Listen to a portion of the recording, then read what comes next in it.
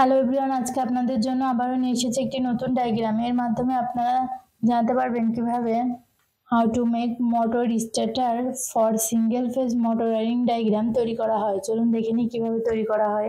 ডিপিএমসিবি double pole miniature circuit breaker, এটির মাধ্যমে negative ও পজিটিভ লাইন নিয়ন্ত্রণ করা হয়।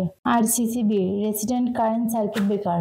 মোটর প্রোটেক্টর, এটি অন অফ প্রক্রিয়ার মাধ্যমে মোটরকে নিয়ন্ত্রণ করা হয়।